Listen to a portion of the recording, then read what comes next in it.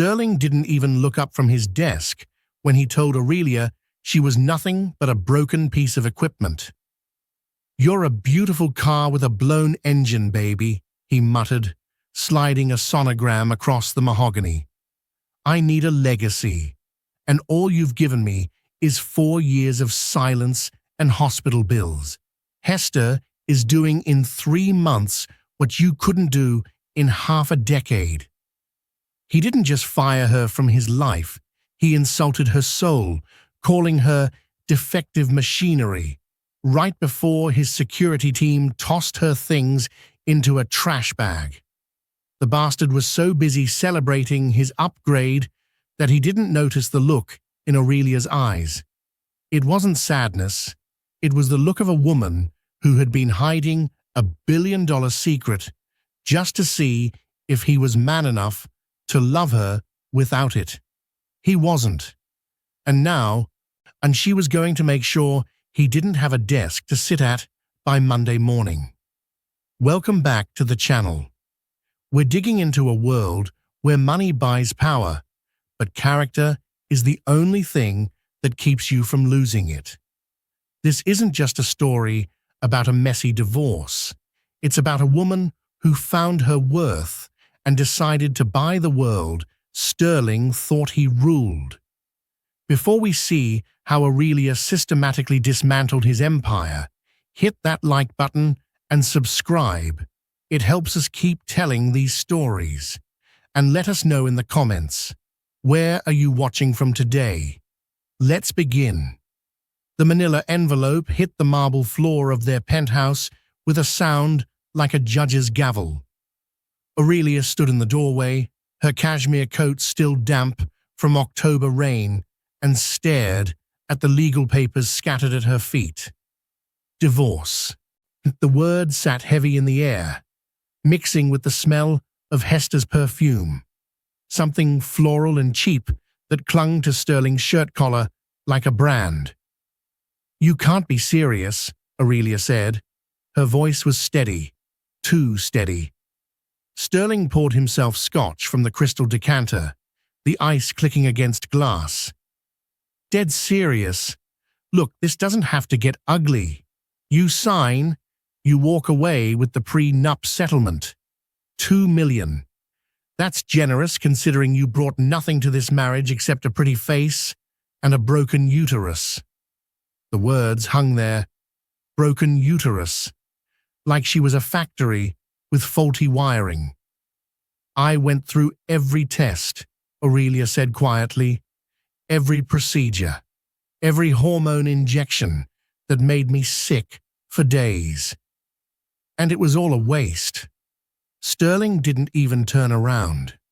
He was looking out the floor-to-ceiling windows at the Manhattan skyline, the city lights reflecting in the glass like distant stars. Hester's 12 weeks along, healthy pregnancy, clean bill of health from Dr. Morland himself. Dr. Morland. The name caught in Aurelia's throat, like a fishbone. She'd seen that doctor 17 times over the past 3 years. 17 appointments where he'd told her, with sympathy that seemed genuine, that her hormone levels were incompatible with conception. He'd shown her charts, blood work, ultrasounds of ovaries that supposedly weren't responding to treatment. "When did you start sleeping with her?" Aurelia asked. "Does it matter?" "It matters to me." Sterling finally turned. His face was the same one she'd married 5 years ago. Sharp jaw, grey eyes that used to make her stomach flip, see dark hair starting to silver at the temples in a way that made him look distinguished instead of old. But there was something different now, something cold behind those eyes. "About 6 months after we started trying," he said. Casual, like he was discussing quarterly earnings. "I needed to know if the problem was you or me. Turns out, it was you all along." The room tilted. 6 months. That was 3.5 years ago. "You've been lying to me for 3.5 years. I've been managing a business decision," Sterling corrected. You were my wife. I gave you time to fix the problem. You couldn't. Hester can. End of story. Aurelia's hands were shaking. She pressed them flat against her thighs, feeling the rough linen of her slacks. And the baby? Due in April. We're getting married in December. Small ceremony. You're just family. And the board members. He walked past her toward the bedroom. I need you out by Friday. Hester's moving in this weekend. She wants to redecorate. This is my home too. No. Sterling stopped in the doorway. This is my penthouse. My name on the deed. You were just living here. And now you're not. The security team showed up at 9 p.m. that same night. 2 men in dark suits who wouldn't meet her eyes while they supervised her packing. They handed her black garbage bags instead of suitcases, Sterling's idea of a final insult. She packed what she could carry: clothes, a few books, her grandmother's jewelry box. Everything else stayed. The doorman, Ramon, who'd known her for 5 years, who brought her packages and always asked about her day, looked away when she walked past with her trash bags full of designer clothes. The November wind cut through her coat as she stood on the sidewalk, phone in hand, realizing she had nowhere to go. Her friends were Sterling's friends. Their social circle was his business network. She'd spent 5 years building a life that was really just an extension of his empire, and now she was standing outside of it, with nothing but garbage bags and a prenup that would give her just enough money to disappear quietly. She called a hotel, the Rothschild, where she'd stayed once for a wedding. They had a room, $800 a night. She'd be there within the hour. The taxi smelled like stale coffee and the driver's cologne. Aurelia leaned her head against the cold window and watched the city blur past. Somewhere in Midtown, Hester was probably already picking out paint colors for the bedroom, choosing where to put the nursery. The hotel room was clean and anonymous. White sheets, gray walls, a view of an air shaft. Aurelia sat on the edge of the bed and finally let herself cry. Not because she'd lost Sterling, but because she'd wasted 5 years loving a man who'd never really seen her as anything except an accessory that stopped working. Her phone buzzed. A text from an unknown number. The results were falsified. Dr. Morland was paid $50,000 to diagnose you as infertile. I have proof. We need to talk. Dr. Patricia Gaines, Reproductive Endocrinology.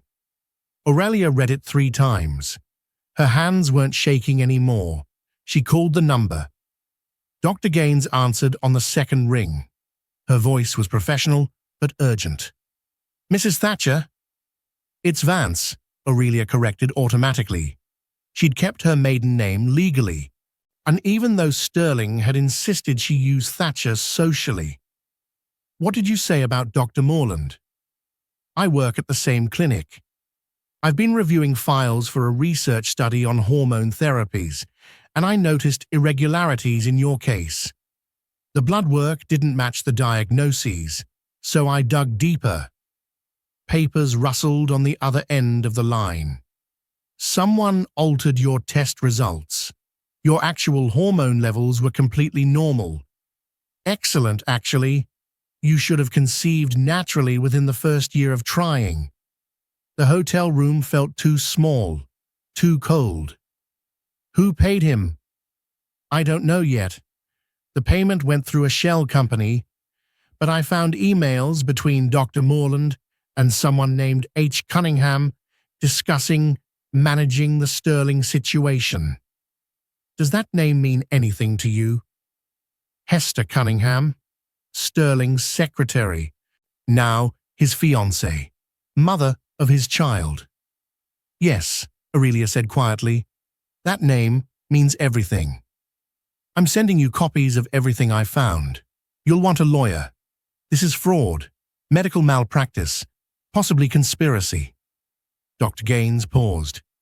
I'm sorry this happened to you. No one deserves this. The files came through 20 minutes later. Aurelia sat on the hotel bed with her laptop open, reading through emails that detailed a 3-year conspiracy. Hester had approached Dr. Morland 18 months into Aurelia's marriage to Sterling. The offer was simple.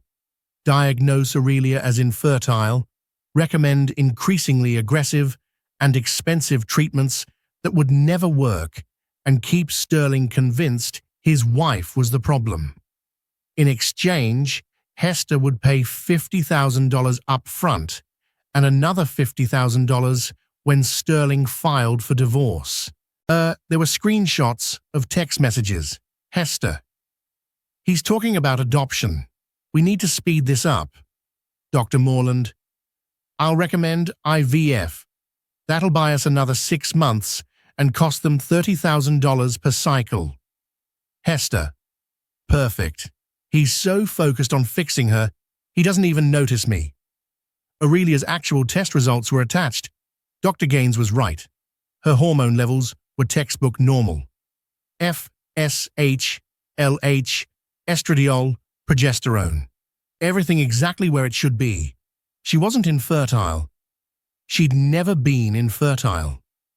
Sterling had spent 3.5 years sleeping with Hester, while Aurelia pumped herself full of hormones and went through procedures that were never necessary. He'd called her broken, defective, a beautiful car with a blown engine. And it was all a lie. The call came at 6 a.m. on a Thursday. Aurelia was still in the hotel room, barely sleeping, when her phone rang, with a number she hadn't seen in 6 years. Miss Vance? A man's voice, formal. This is Harrison Whitmore, senior partner at Whitmore and Associates. I'm calling regarding your father's estate.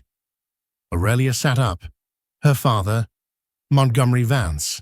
Old money, railroad money, the kind of fortune that built museums and funded Senate campaigns. He died when she was 23, before she'd met Sterling, and she'd assumed everything went to the Vance Foundation. What about it? Your father left specific instructions in his will. You were to inherit the entirety of his estate, approximately $1.8 billion in assets, including the Vance family holdings, real estate portfolio, and controlling interest in 15 corporations, but only under certain conditions. Aurelia's mouth went dry. What conditions? That you marry without revealing your identity as a Vance heir, and that the marriage last at least 5 years. If those conditions were met, the inheritance would transfer on the dissolution of that marriage. Papers rustled. Mrs. Thatcher, I'm sorry, Miss Vance, your divorce was finalized yesterday afternoon. The 5-year requirement has been satisfied. The estate is yours. The hotel room spun. I don't understand, Aurelia said. My father wanted me to marry someone who didn't know I was rich. Your father believed that fortune hunters destroyed your mother's happiness. He wanted you to be loved for yourself, not your bank account. The 5-year requirement was to ensure the marriage was genuine, not a short-term arrangement. Whitmore cleared his throat. He also specified that if you revealed your identity before the 5 years elapsed, you would forfeit the inheritance. It was an unusual request, but legal. So for 5 years, I couldn't tell Sterling. Correct. And now that the marriage has ended, the inheritance is yours.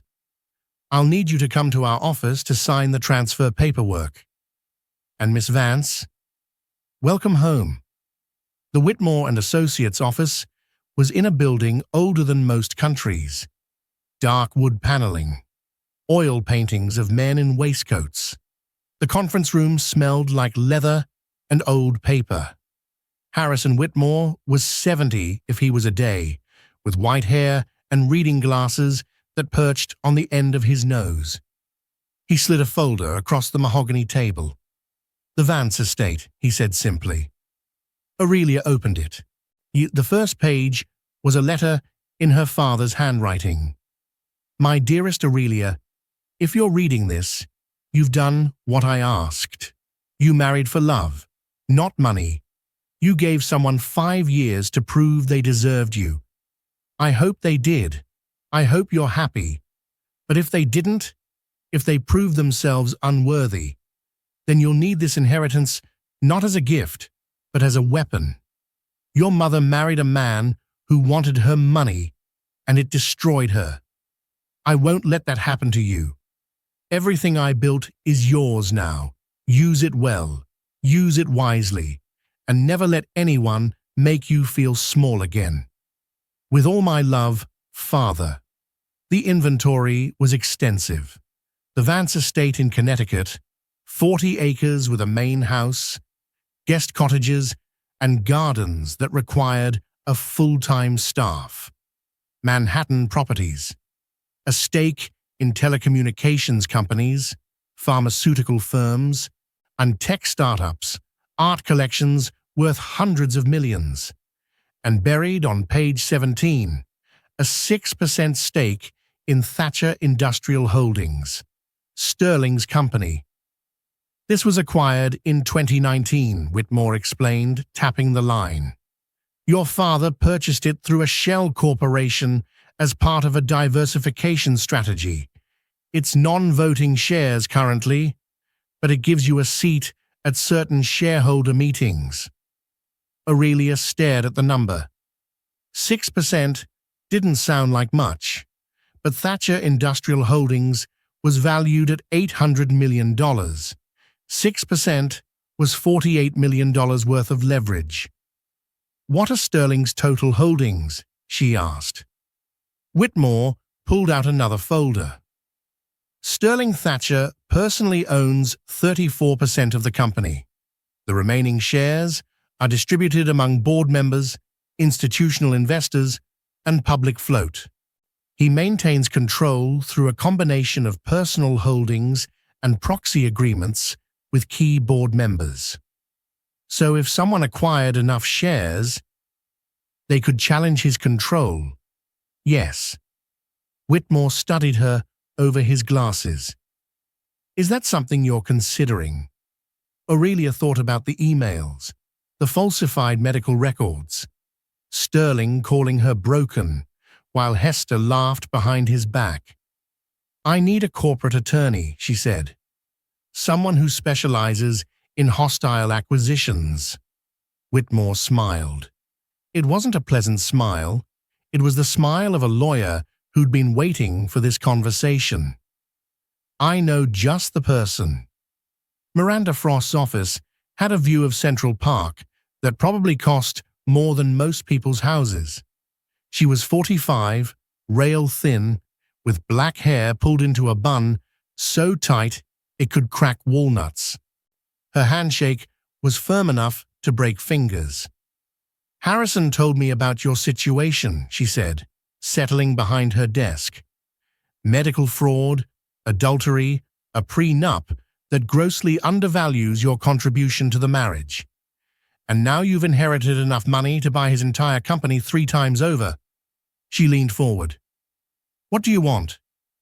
"I want justice," Aurelia said. "Justice is expensive. Revenge is cheaper.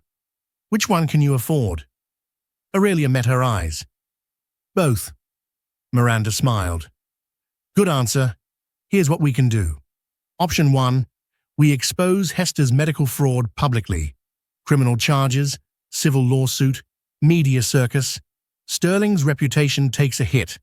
Hester goes to prison, and you get a settlement that'll make the prenup look like a joke. What's option 2? We take the company, quiet, legal, unsurgical." Miranda pulled out a chart showing Thatcher Industrial Holdings' ownership structure. Sterling controls 34%. Board members and allies hold another 28%. That's 62% total. You've got 6%. We need to acquire another 39% to reach 51% and take majority control. That's almost $300 million worth of shares. You've got $1.8 billion. And more importantly, you've got something Sterling doesn't: patience. Miranda tapped the chart. We don't buy it all at once. We use shell companies, limited liability corporations. We buy small blocks over 6 months. 5% here, 3% there. Slow enough that no one notices a pattern. By the time Sterling realizes what's happening, we'll already own the majority. Aurelia studied the chart. What about the medical fraud? Do we use that? Here's where it gets interesting. Miranda pulled out Dr. Gaines's files. We could threaten Sterling with this, blackmail him into signing over the company to avoid the scandal. Quickest path to victory. But illegal. Technically, yes. The office was quiet, except for the distant sound of traffic 40 stories below. Aurelia thought about Hester's emails, the casual cruelty of planning someone's destruction while smiling at them across the dinner table. I won't win by being a snake, Aurelia said quietly. I'll win by being a better shark. Miranda raised an eyebrow. Meaning? Meaning we do this legally. We buy the shares. We take the company.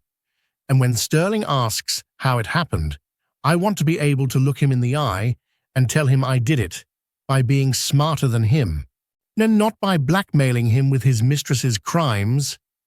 The honest path takes longer. I've got time. Miranda leaned back in her chair, studying Aurelia like she was a chess problem. You know what happens when we win this way? No criminal charges for Hester. No jail time. She walks away free. For now, Aurelia said, but when we control the company, we control the litigation decisions, and Thatcher Industrial Holdings has very good lawyers who might want to pursue a medical malpractice case against Dr. Morland. Discovery tends to expose all sorts of interesting details. Miranda's smile widened. You're going to fit in just fine. Let's start buying shares. The first purchase was easy. A pension fund in Delaware was liquidating part of its portfolio. The Thatcher Industrial Holdings shares weren't performing spectacularly. Sterling was a competent CEO, but not a visionary, and the fund was happy to sell 4% at market price. Miranda handled it through a shell company called Redwood Capital, LLC. On paper, Redwood was a generic investment firm based in Wyoming. In reality, it was Aurelia's money funneled through 3 layers of corporate structure. Sterling never noticed. Why would he? It was a routine transaction. The second purchase took longer. An institutional investor in Singapore held 3% of the shares. Miranda approached them through a different shell company, Pinnacle Holdings, registered in Delaware, and made an offer slightly above market price. They accepted. 7% acquired. 13 to go. Meanwhile, Sterling was busy. The wedding happened in December, exactly as he'd planned. It's a small ceremony at a boutique hotel in Connecticut. Aurelia read about it in the society pages. Hester wore white. The irony was apparently lost on everyone involved, and Sterling looked triumphant in his photos. The caption mentioned the baby, due in April. Aurelia was at the Vance estate, sitting in her father's study, when she saw the pictures. The room smelled like cedar and old books. Rain drummed against the windows. She didn't cry. She'd stopped crying weeks ago. "Ma'am?" Jensen, the estate manager, knocked politely. He was 60, British, and had worked for her father for 30 years. Miss Frost is on the phone. She says it's urgent. Aurelia picked up. What have you got? 5% just came available. Board member named Weston Grayson is retiring. He's willing to sell his shares privately before announcing his departure. Hey, but we need to move fast. Sterling's going to make him an offer by the end of the week. Buy them, Aurelia said. Whatever he's asking. It's $43 million, above market value. I don't care. Buy them. The purchase went through on a Thursday afternoon. Weston Grayson's shares were transferred to Sentinel Investments, LLC, another shell company, another layer of distance. Sterling never got the chance to make his offer. By the time Weston announced his retirement, the shares were already gone. 12% total, 8 to go. January brought complications.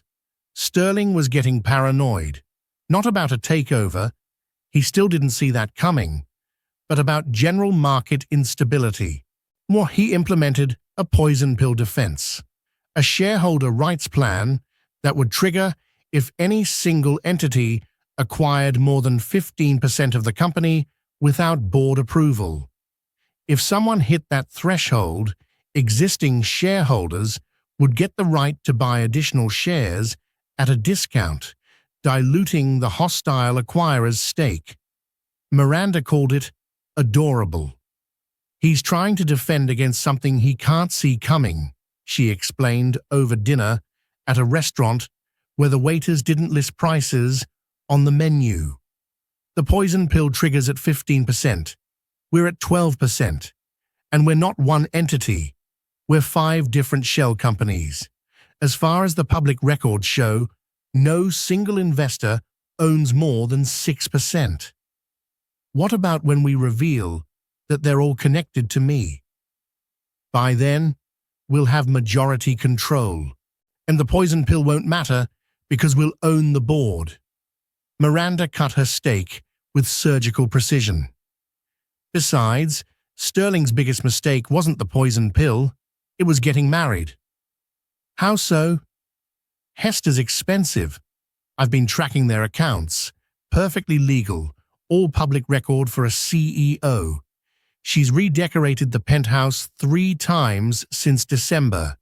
Bought a summer house in the Hamptons. There's a nursery that costs $200,000.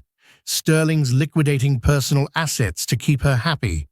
He sold his art collection last month, got $18 million for it. That money's already gone. Aurelia sipped her wine. It tasted like oak and revenge. He's distracted. Completely. He thinks he won. He's got the wife, the baby, the empire. He's not watching the market. He's not watching the board. He's definitely not watching for someone quietly buying up his company, one piece at a time. Miranda raised her glass. To distracted men. They clinked glasses. February brought the 4th acquisition. A private equity firm in Boston was rebalancing its portfolio. They held 4% of Thatcher Industrial Holdings. Miranda offered them a swap. Their Thatcher shares for equivalent value in tech stocks that were performing better. They took it. 16% total, 4 to go. March was when things got interesting. Hester had the baby, a boy, healthy, 8 pounds. The photos were everywhere. Sterling holding his son in the hospital, looking exhausted and happy. Hester glowing in a private suite that probably cost $5,000 a night. Aurelia was in Miranda's office when she saw them. "You okay?" Miranda asked. "I'm fine." And she was. And the baby wasn't the problem. The baby was innocent in all this. It was Sterling's face that bothered her. That look of complete satisfaction, like he'd won everything worth winning. "We're ready for the final push," Miranda said. "I've identified 3 board members who are open to selling. Combined, they hold 6% of the company. If we acquire those shares, we'll hit 22%. Combined with your original 6% under your own name, that puts us at 28%. Still below the poison pill threshold of 15% per entity because it's distributed across shell companies. That's not majority control, Aurelia pointed out. Not yet, but there's something Sterling doesn't know about your original 6%. Miranda pulled out an old document. When your father acquired these shares in 2019, he negotiated something special: differential voting rights. What does that mean? It means your 6% doesn't just count as 6%. It counts as 12%. Your shares get double votes on major corporate decisions, mergers, CEO appointments, board seats. It's rare, but it's legal. And it's buried in the corporate charter where Sterling never bothered to look. Miranda's smile was sharp. So when we reveal our holdings at the shareholder meeting, your 28% in economic interest actually translates to 34% in voting power. Combined with even one sympathetic board member, we have majority control. Aurelia stared at the document. Her father had planned this. 5 years ago, before she'd even met Sterling, Montgomery Vance had acquired shares with special voting rights, just in case his daughter ever needed them. When's the next shareholder meeting? She asked. May 15th. Annual meeting. Required by law. Every board member will be there. Sterling will be there. Miranda leaned forward. We make our move then. Public. On the record, in front of everyone. Do we warn him first? No. We file the required disclosures exactly 14 days before the meeting. As mandated by securities law, he'll get the paperwork showing that multiple entities have acquired significant stakes. He'll panic. He'll try to figure out who's behind it. And he'll fail because the shell companies are legally bulletproof. Miranda tapped the calendar. He'll walk into that meeting thinking he's untouchable, and then you'll stand up and tell him exactly who's been buying his company out from under him. Aurelia thought about the hotel room, the garbage bags, the word defective echoing in a penthouse that was never really hers. Let's do it, she said. The disclosure filing hit Sterling's desk on May 1st. Aurelia wasn't there to see his reaction, but Miranda had sources in the building who reported back. Sterling had gone pale, then red, then started making frantic phone calls. 5 different entities had filed 13D forms with the SEC, indicating significant ownership stakes in Thatcher Industrial Holdings. Redwood Capital LLC, 4%. Pinnacle Holdings, 3%. Sentinel Investments LLC, 5%. North Point Acquisitions, 4%. Clearwater Capital, 6%. Total, 22%. Someone was making a move on his company. Sterling spent the next 2 weeks trying to identify the buyers. His lawyers sent letters, made calls, hit walls of corporate privacy protections. The shell companies were registered in business-friendly states with strong confidentiality laws. The actual owners weren't disclosed in the public filings. He tried to rally the board, sent urgent emails about protecting the company from hostile actors, proposed a special meeting to discuss defensive measures. But the annual meeting was already scheduled, and legally, he couldn't cancel it. May 15th dawned clear and cold. The shareholder meeting was held in Thatcher Industrial Holdings headquarters, a glass tower in Midtown that Sterling had opened just 3 years ago. The building smelled like new carpet and ambition. Aurelia arrived at 8:45 a.m. for a 9 a.m. meeting. She wore a charcoal suit, custom, Italian, the kind that cost more than Sterling's first car. Her hair was pulled back, no jewelry except her grandmother's pearl earrings. She looked like exactly what she was, old money walking into new money's house. Miranda was already in the lobby, along with a team of 3 associate attorneys, all carrying briefcases full of paperwork. "Ready?" Miranda asked. "Let's go." The boardroom was on the 42nd floor, floor-to-ceiling windows overlooking Manhattan. A table that could seat 30 people, though only 15 board members were expected. Sterling sat at the head of the table, Hester beside him. She was thinner than in the hospital photos, back to her pre-pregnancy weight, wearing a dress that probably cost $5,000.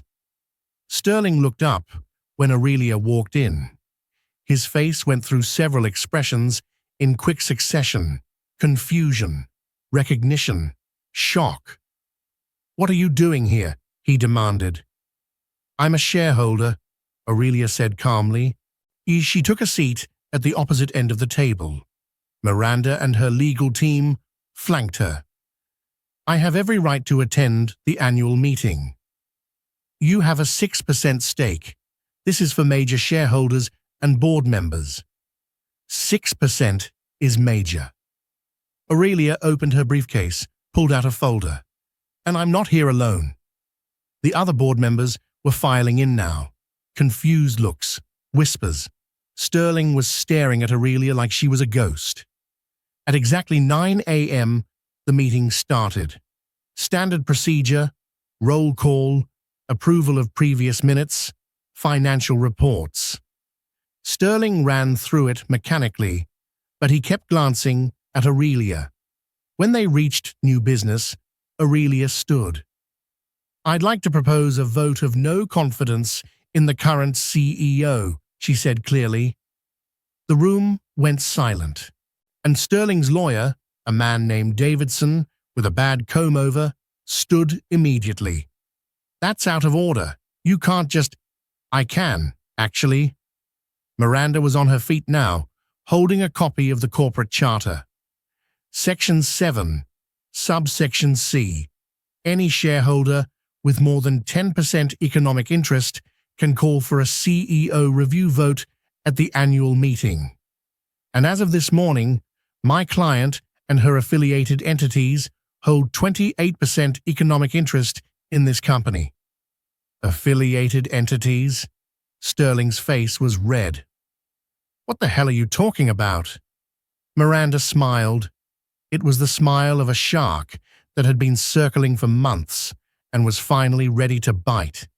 Redwood Capital LLC, Pinnacle Holdings, Sentinel Investments, North Point Acquisitions, Clearwater Capital, all wholly owned subsidiaries of Vance Holdings Group.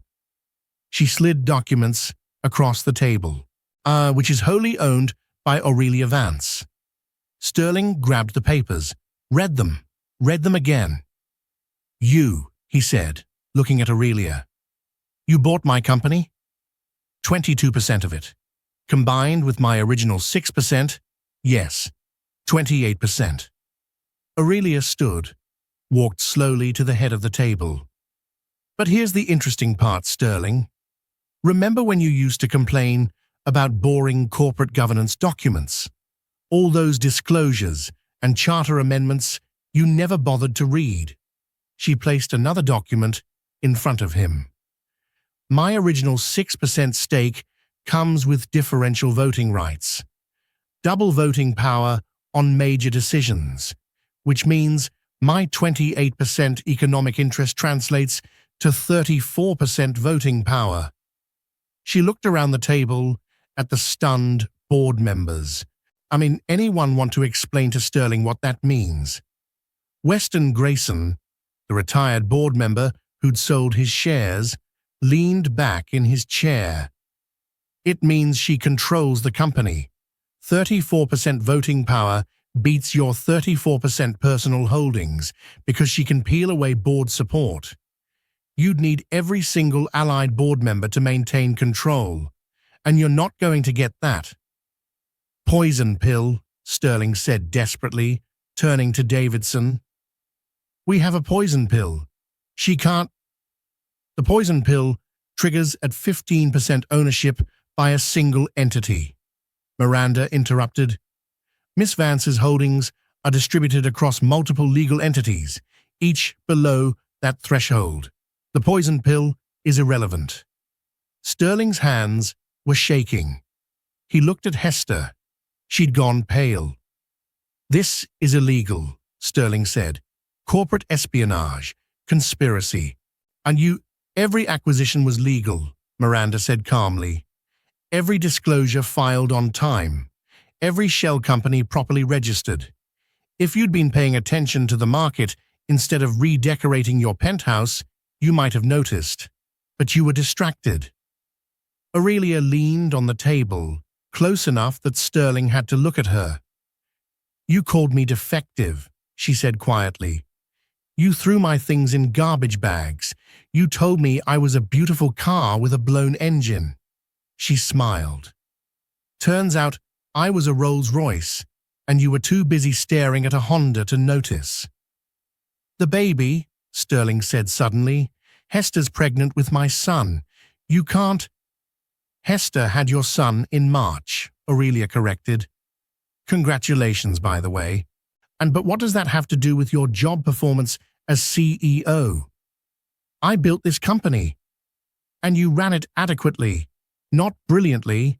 Your stock price has been flat for 3 years.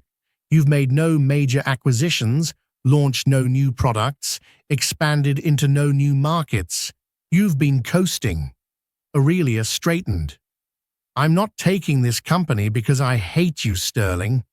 I'm taking it because I can run it better. One of the board members, a woman named Patricia Rothschild, spoke up. What exactly are you proposing? Immediate CEO transition. Sterling steps down, I step up. The board votes on it today. If I don't have majority support, I'll call a special shareholders meeting and force the issue there. But I'd rather do it cleanly. Aurelia looked around the table. I have plans for this company. Real plans. Miss expansion into renewable energy. Acquisition of smaller tech firms. Diversification of the portfolio. Growth. Anyone interested in actual returns on their investment should vote yes. The board members looked at each other. Patricia Rothschild spoke first. I vote yes. Yes, said Weston Grayson. Yes, said another board member.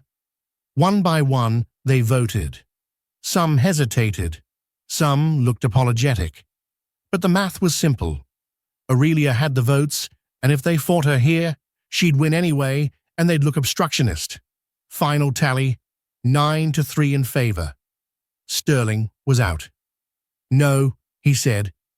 Standing now, hands flat on the table. No, this is my company. I built it from nothing. You can't just take it because we.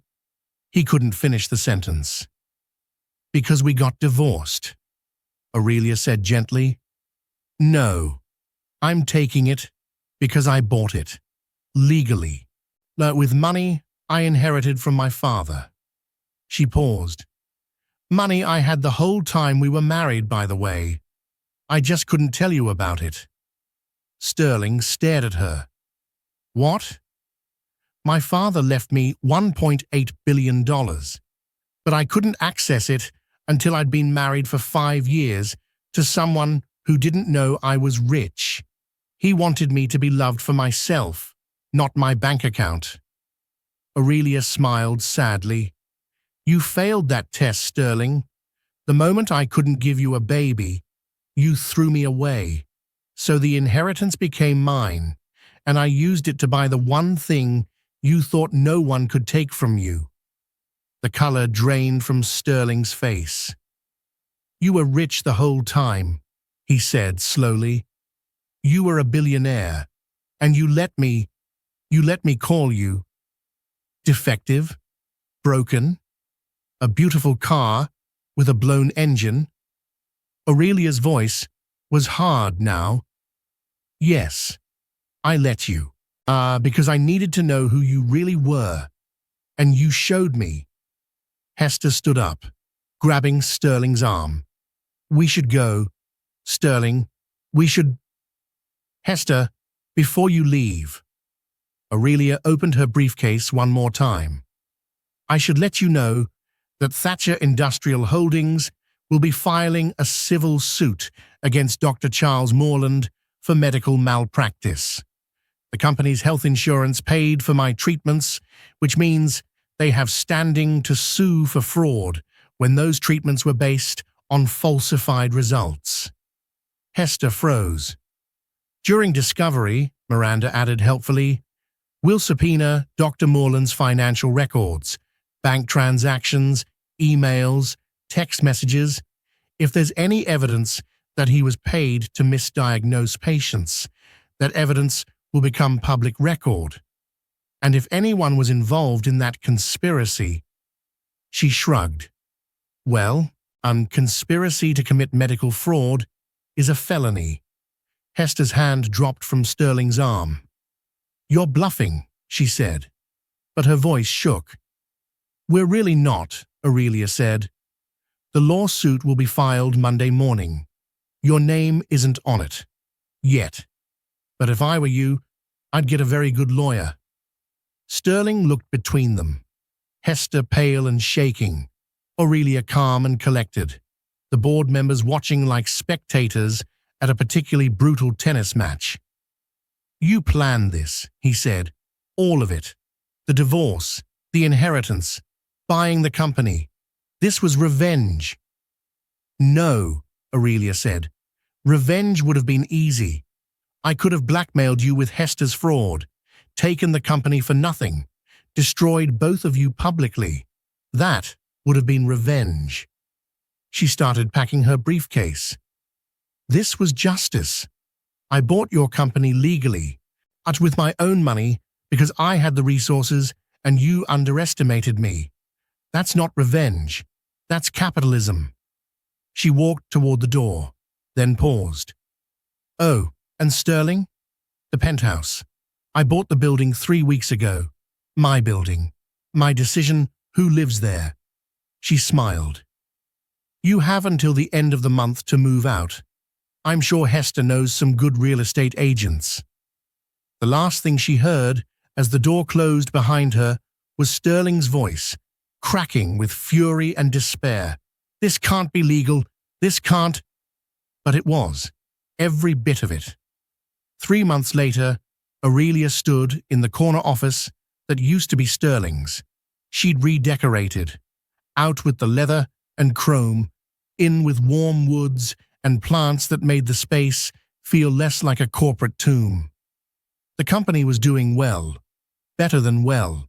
The renewable energy division she'd launched was already showing promise. 2 small tech acquisitions had diversified the portfolio. Stock price was up 18%. Sterling had moved to California, started a consulting firm. Married to Hester still, but the rumors were that things were tense. Turns out, expensive taste and a guilty conscience make poor bedfellows. The medical malpractice suit against Dr. Morland had settled quietly. The doctor lost his license. Hester wasn't charged criminally. Insufficient evidence to prove she'd initiated the conspiracy rather than just benefited from it. But her name was in the court documents. She'd never work in healthcare or corporate environments again. Aurelia's phone buzzed. A text from Miranda. Board meeting at 2. Quarterly earnings look good. Drinks after? Aurelia smiled and typed back, definitely. She looked out the window at Manhattan spreading out below her, all glass and steel and ambition. Her father had been right. Money didn't buy happiness, but it did buy power.